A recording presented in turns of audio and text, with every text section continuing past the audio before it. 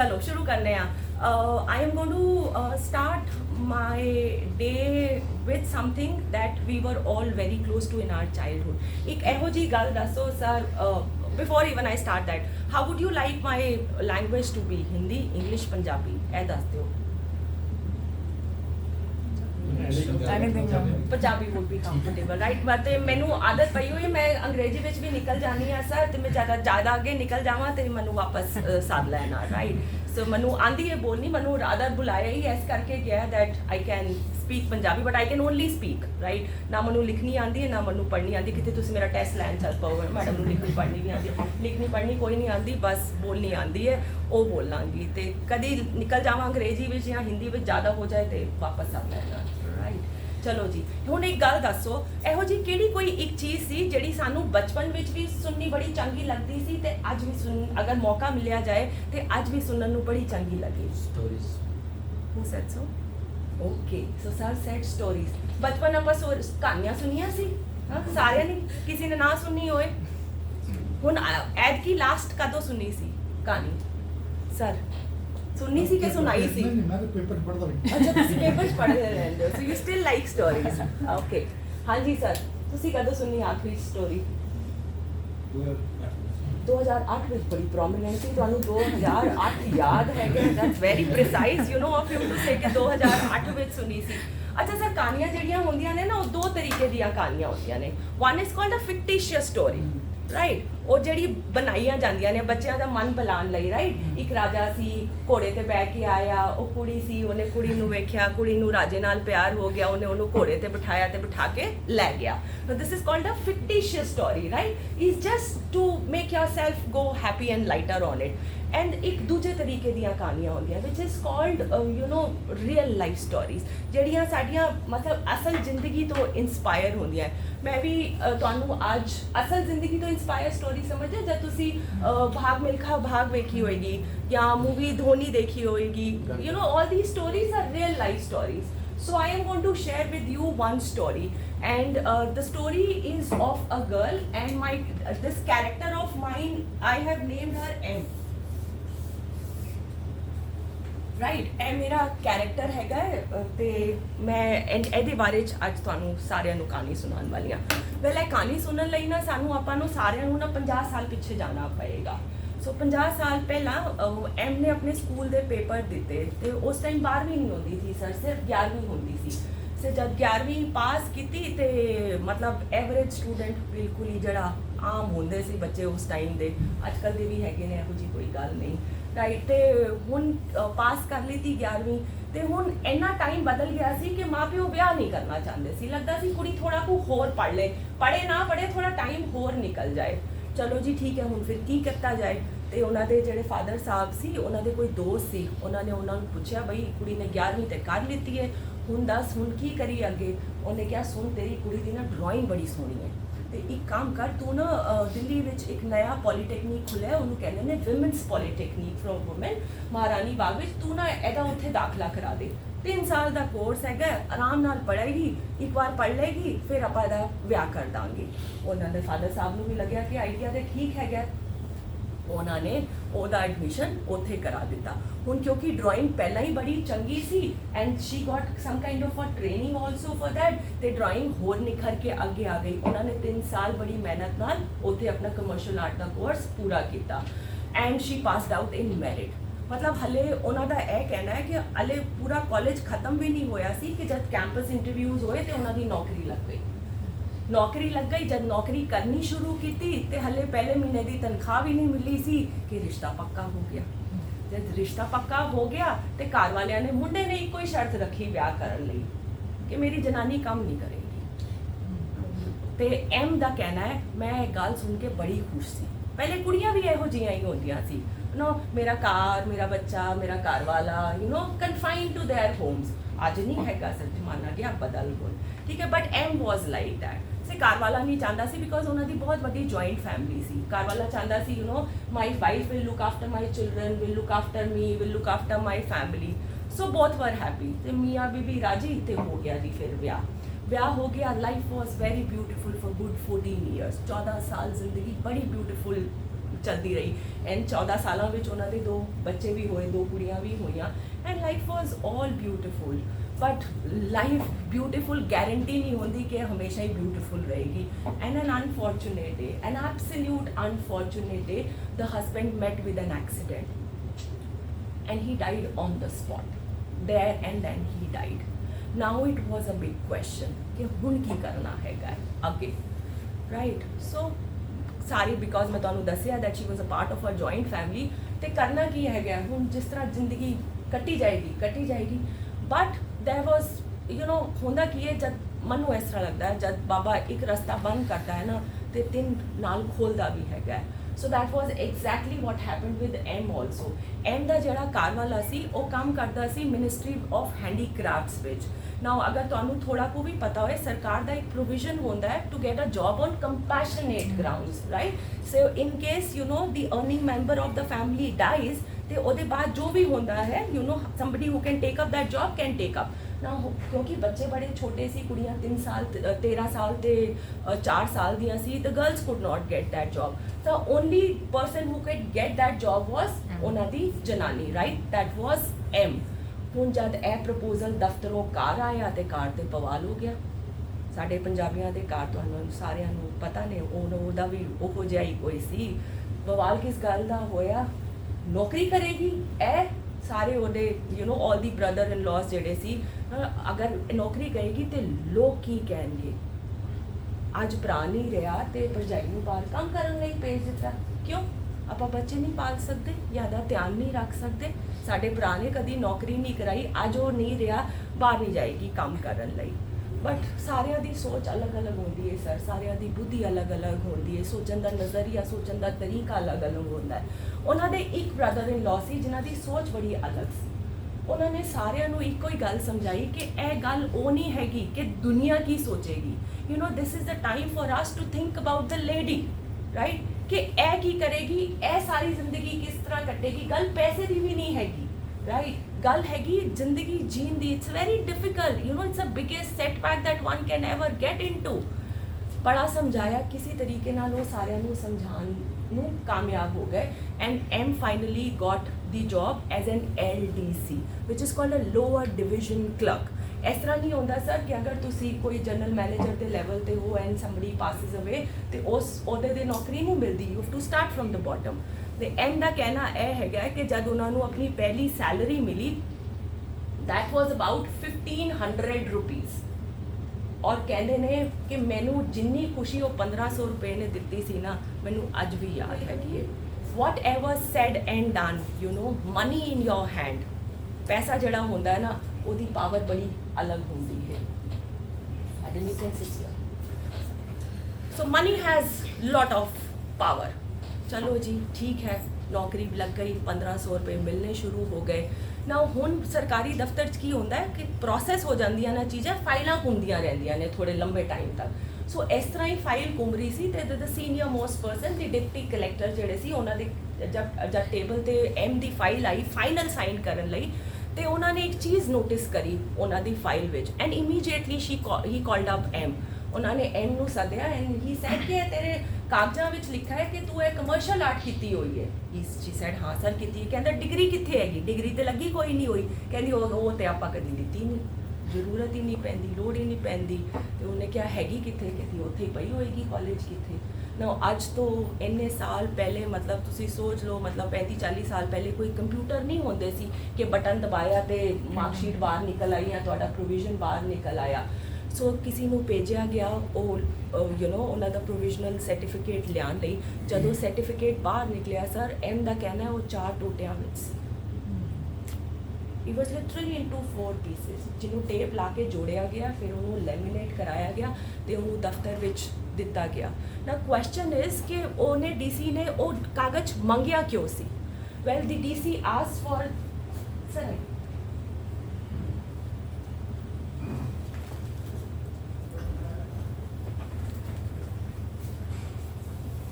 ਹੁਣ deputy collector ਨੇ ਉਹ ਕਾਗਜ਼ ਮੰਗਿਆ ਕਿਉਂ ਸੀ? ਡਿਪਟੀ ਕਲੈਕਟਰ ਨੇ ਉਹ ਕਾਗਜ਼ ਇਸ ਕਰਕੇ ਮੰਗਿਆ ਸੀ ਕਿਉਂਕਿ ਹੈਂਡੀਕ੍ਰਾਫਟ ਬੋਰਡ ਵਿੱਚ ਇੱਕ ਨੌਕਰੀ ਦਾ ਅਹੁਦਾ ਹੁੰਦਾ ਹੈ ਜਿਹਨੂੰ ਕਹਿੰਦੇ ਨੇ assistant design artist. Now to be an assistant design artist, अगर तुसी ओ ओहदा लेना चाहते हो, you have to be either a fine artist or a commercial artist, right? और अगर M qualify कर जाए, you know, for this post of an assistant design artist, ਤਾਂ ਉਹਨਾਂ ਨੂੰ 3 ਜੰਪ ਇਕੱਠੇ ਮਿਲਨੇ ਸੀ ਪ੍ਰਮੋਸ਼ਨ ਦੇ, ਤੇ ਸੈਲਰੀ ਤੇ ਜੋ ਵਧਣੀ ਸੀ ਤੇ ਉਹ ਵਧਣੀ ਸੀ, ਉਹਦਾ ਕੋਈ ਹਿਸਾਬ ਹੀ ਨਹੀਂ ਸੀ. That was a massive salary hike.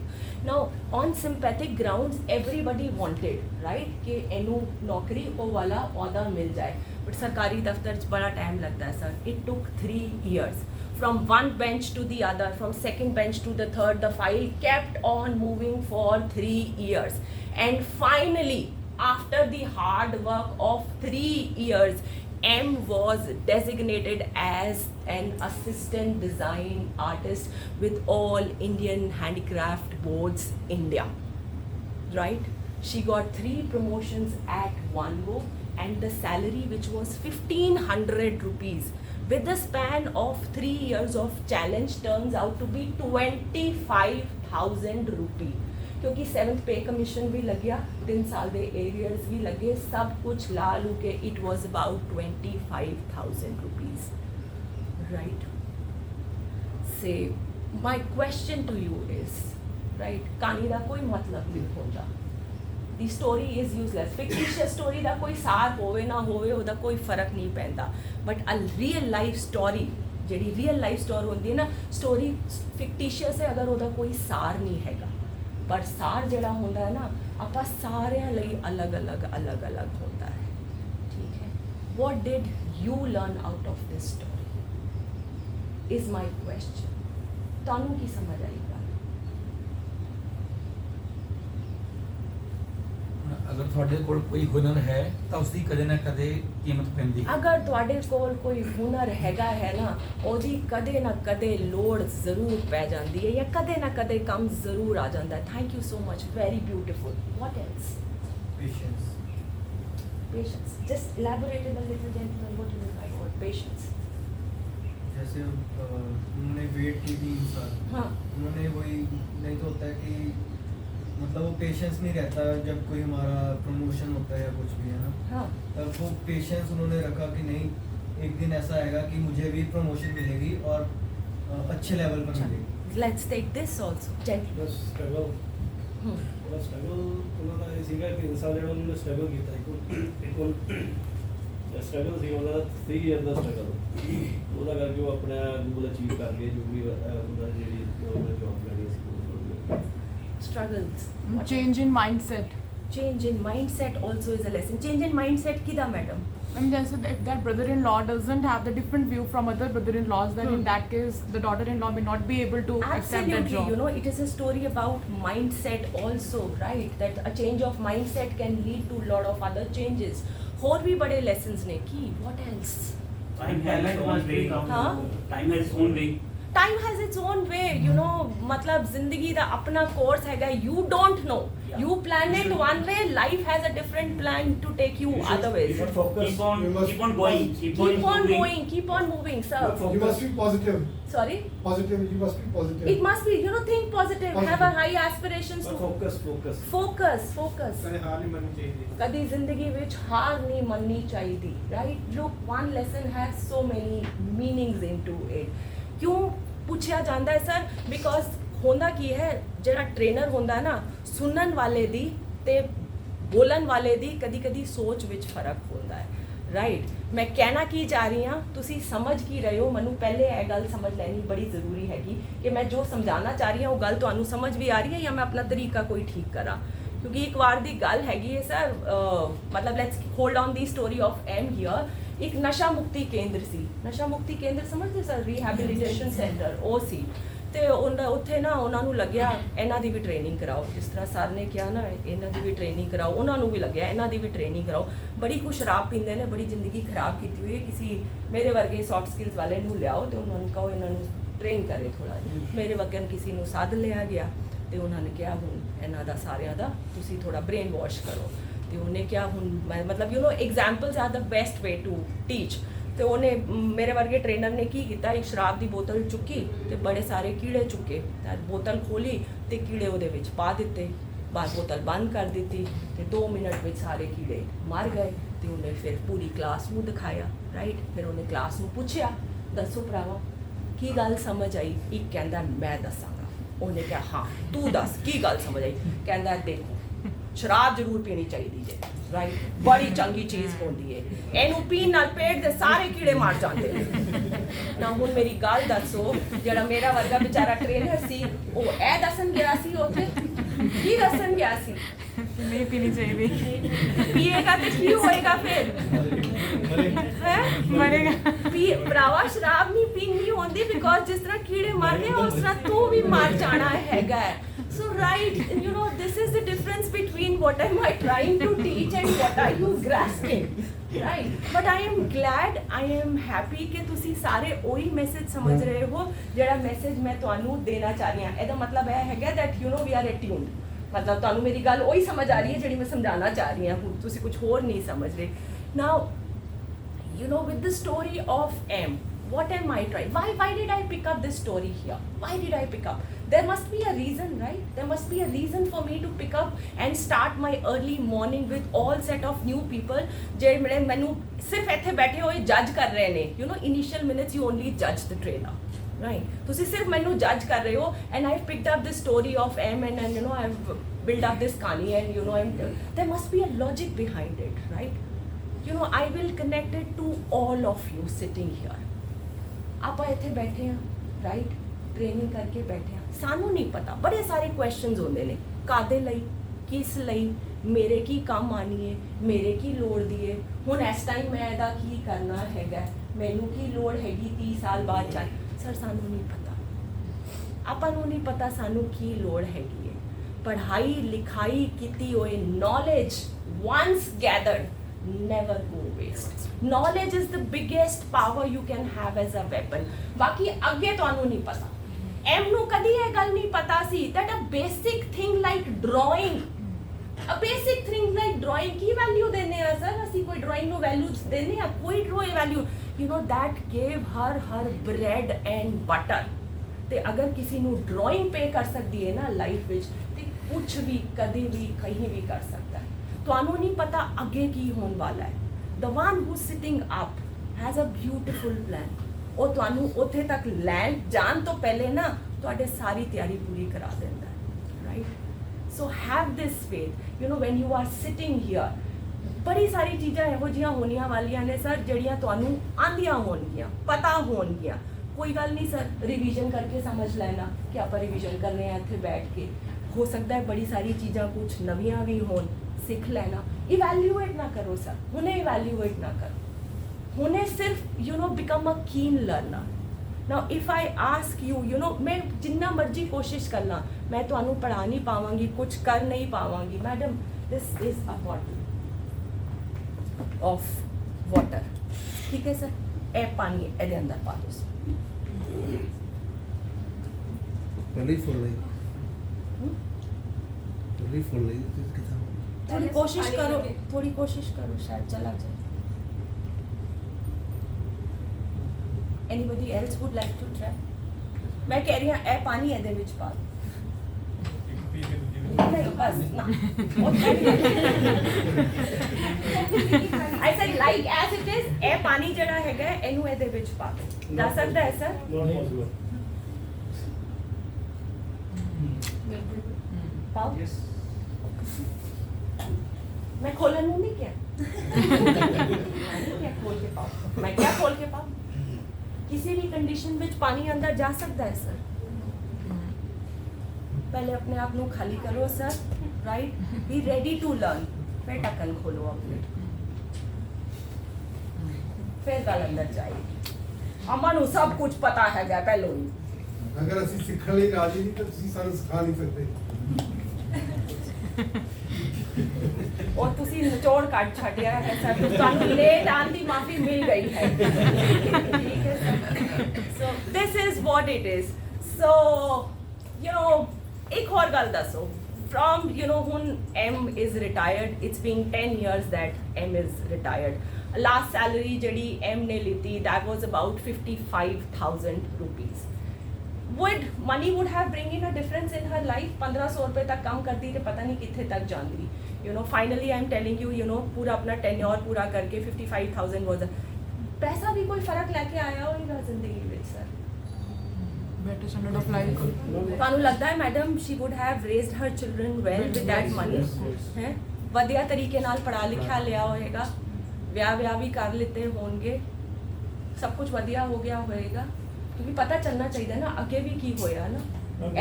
Money is not everything. Money is something, but not everything. Not everything, but money in your hand gives you lot of power.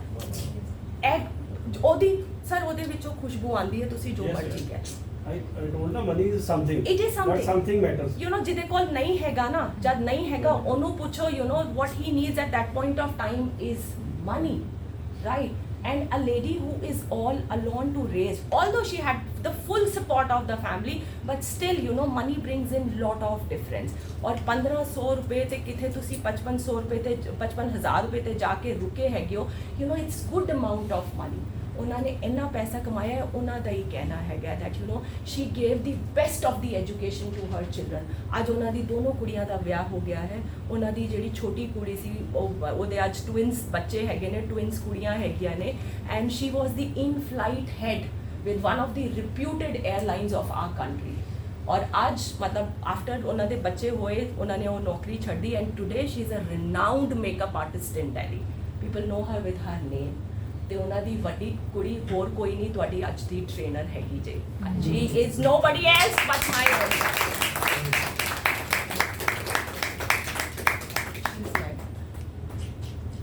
The story is not to, you know, flaunt about my mother, but ਮੈਨੂੰ ਇਸ ਤਰ੍ਹਾਂ ਲੱਗਦਾ ਹੈ ਜ਼ਿੰਦਗੀ ਬੜੀ ਪ੍ਰੋਫਾਊਂਡ ਹੈਗੀ, ਜੋ ਜ਼ਿੰਦਗੀ ਸਿਖਾਉਂਦੀ ਹੈ ਨਾ ਕੋਈ ਕਿਤਾਬ ਨਹੀਂ ਸਿਖਾ ਸਕਦੀ ਤੁਹਾਨੂੰ.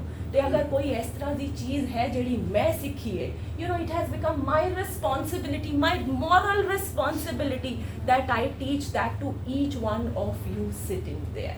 My purpose of sharing this story was to set the tempo for this workshop, because this story has made me very clear in my head ਕਿ ਹੁਣ ਮੈਂ ਜੋ ਵੀ ਕੰਮ ਕਰ ਰਹੀ ਹਾਂ ਨਾ, ਮੈਨੂੰ ਨਹੀਂ ਪਤਾ ਮੈਨੂੰ ਅੱਗੇ ਲਾਈਫ ਵਿੱਚ ਕਦੋਂ ਕੰਮ ਆਣਾ ਹੈ, ਆਏਗਾ ਕਦੇ ਨਾ ਕਦੀ ਆਏਗਾ, on a happy, on a good note ही आएगा, right? So this is what it is. Who am I? My name is Ruchika Duggal. I have come specially from the capital of the country, New Delhi, to train you all here. ਮੈਨੂੰ ਸਦਾ ਹੀ S ਕਰਕੇ ਗਿਆ because ਮੈਨੂੰ ਪੰਜਾਬੀ ਬੋਲਣੀ ਆਉਂਦੀ ਹੈ. ਸੋ ਤੁਹਾਡੇ you know your CEO could find me on LinkedIn, and ਉਹਨਾਂ ਨੂੰ ਮੈਨੂੰ ਇੱਕੋ ਹੀ ਸਵਾਲ ਪੁੱਛਿਆ ਸੀ, ਮੈਡਮ ਪੰਜਾਬੀ ਬੋਲ ਲੈਂਦੇ ਹੋ? ਐਂਡ ਆਈ ਵਾਸ ਲਾਈਕ ਕਦੀ ਇੰਨੇ ਮਤਲਬ ਪ੍ਰੋਫੈਸ਼ਨਲ ਪਲੇਟਫਾਰਮ ਤੇ ਕੋਈ ਮੈਨੂੰ ਇਹ ਸਵਾਲ ਕਿਉਂ ਪੁੱਛ ਰਿਹਾ ਕਿ ਬੋਲ ਲੈਂਦੇ ਹੋ? ਮੈਂ ਵੀ ਲਿਖ ਦਿੱਤਾ ਕਿ ਸਰ ਮੇਰੀ ਪਰਵਰਿਸ਼ ਕਿਸੇ ਸਿੱਖਣੀ ਨੇ ਕੀਤੀ ਹੈ ਤੇ ਮੈਨੂੰ ਯੂ نو ਇੰਨੀ ਆਉਂਦੀ ਹੈ ਬੋਲਣੀ, ਹੁਣ ਤੁਸੀਂ ਜੋ ਸਮਝ ਲਓ. ਫਿਰ ਮੈਨੂੰ ਲੱਗਿਆ ਪਤਾ ਨਹੀਂ ਕੀ ਕੰਮ ਕਰਾਉਣਾ ਹੈ. I again wrote back to him, sir ਸਿਰਫ ਬੋਲਣੀ ਆਉਂਦੀ ਹੈ, ਲਿਖਣੀ ਪੜ੍ਹਨੀ ਕੋਈ ਨਹੀਂ ਆਉਂਦੀ. ਕਹਿੰਦਾ ਮੈਡਮ ਬੋਲਣੀ ਆਉਂਦੀ ਹੈ, ਸਾਡਾ ਕੰਮ ਹੋ ਜਾਵੇਗਾ. Then he said that you know I have a train. ਤੁਹਾਡੇ ਵਰਗੇ ਹੀ ਪਹਿਲੇ ਹੀ ਕੋਈ ਟ੍ਰੇਨ ਕੀਤੇ ਗਏ ਹੋਣਗੇ ਸਰ, ਉਹਨਾਂ ਦਾ ਹੀ ਫੀਡਬੈਕ ਗਿਆ ਸੀ ਦੈਟ ਯੂ نو ਲੈਂਗੁਏਜ ਥੋੜੀ ਕੋਈ ਉਹ ਹੋਏ ਜਿਹੜੀ ਸਾਨੂੰ ਸਮਝ ਆ ਜਾਏ, you know would be better for us. And that's why I'm being called here. Well, I hold about 22 years of experience by my side, and I am into trainings past 15 years. And in 15 ਸਾਲਾਂ ਵਿੱਚ ਮੈਂ educational trainings, corporate trainings ਸਭ ਕੀਤੀਆਂ ਹੈਗੀਆਂ ਨੇ. Soft skills is one part of it. Trainings ਮੇਰੇ ਲਈ ਕੋਈ ਕੰਮ ਨਹੀਂ ਹੈਗਾ sir. It is no work for me. Trainings ਮੇਰੇ ਲਈ ਮੇਰਾ passion ਹੈਗਾ. Now I'm passionate. ਇਹ ਮੇਰਾ profession ਤੇ ਬਹੁਤ ਪਿੱਛੇ ਛੱਡ ਗਿਆ. When I started, it was my profession. It's no longer my profession. ਹੁਣ profession ਨਹੀਂ ਹੈਗਾ, ਹੁਣ passion ਹੈਗਾ ਹੈ. ਔਰ ਹੁਣ ਤੇ ਲੱਗਦਾ ਹੈ, ਅੱਜ ਕੱਲ੍ਹ ਤੇ ਲੱਗਦਾ ਹੈ passion ਵੀ ਨਹੀਂ ਰਹਿ ਗਿਆ. ਹੁਣ ਤੇ purpose of living ਬਣ ਗਿਆ. You know, it's my purpose. ਬਾਬੇ ਨੇ ਆਪਾਂ ਸਾਰਿਆਂ ਨੂੰ ਥੱਲੇ ਕਿਸੇ ਕੰਮ ਲਈ ਭੇਜਿਆ ਹੈ. And we all as individuals have to identify our purpose in life, because that's complete the circle of life. So we have to identify ਕਿ ਮੇਰੀ ਲਾਈਫ ਦਾ ਪਰਪਸ ਕੀ ਹੈਗਾ. ਮੇਰੀ ਲਾਈਫ ਦਾ ਪਰਪਸ ਉਹ ਨਹੀਂ ਹੈਗਾ ਕਿ ਮੈਂ ਸਵੇਰੇ ਉੱਠਿਆ, ਖਾਦਾ ਪੀਤਾ, ਨਹਾਤਾ ਧੋਤਾ, ਦਫ਼ਤਰ ਆ ਗਿਆ, ਕੰਮ ਕੀਤਾ, ਫਿਰ ਚਲਾ ਗਿਆ, ਫਿਰ ਸੋ ਗਿਆ, ਫਿਰ ਸਵੇਰੇ ਉੱਠਿਆ. Then life gets monotonous, life ਵਿੱਚ ਕੋਈ ਫਨ ਨਹੀਂ ਹੈਗਾ life has to have some charm life has to have energy ਜਦੋਂ ਆਪਾਂ ਸਾਰੇ ਛੋਟੇ ਸੀ ਸੋਚ ਕੇ ਵੇਖੋ ਕਿੰਨਾ ਕੁਝ ਜ਼ੀਲ ਸੀ ਯੂ نو ਹੱਲੇ ਵੀ ਇੱਥੇ ਜਿਹੜੇ ਛੋਟੇ ਬੱਚੇ ਬੈਠੇ ਹੋਏ ਨੇ you know they still hold that but likewise the age passes on and we go through life you know ਇਹ ਕੰਮ ਹੈਗਾ we forget for what we are here for we are all here for that purpose and now trainings have become my purpose anybody who wants to reach anywhere in life I will be the link in between ਅਗਰ ਤੁਸੀਂ ਇੱਥੇ ਹੋ ਤੇ ਇੱਥੇ ਜਾਣਾ ਚਾਹੁੰਦੇ ਹੋ ਔਰ ਅਗਰ ਮੇਰੇ ਕੋਲ ਉਹ ਰਸਤਾ ਹੈਗਾ I will share that roadmap with you right this is my purpose of living these days and I enjoy doing what I do ਬਸ ਮੇਰੀ ਜੋ ਮੈਂ ਕਹਿਣਾ ਚਾਹੁੰਦੀ ਸੀ ਮੈਂ ਤੁਹਾਨੂੰ ਸਮਝਾ ਦਿੱਤਾ ਹੈ and you look like a very very good class to me and that's how we go to begin our session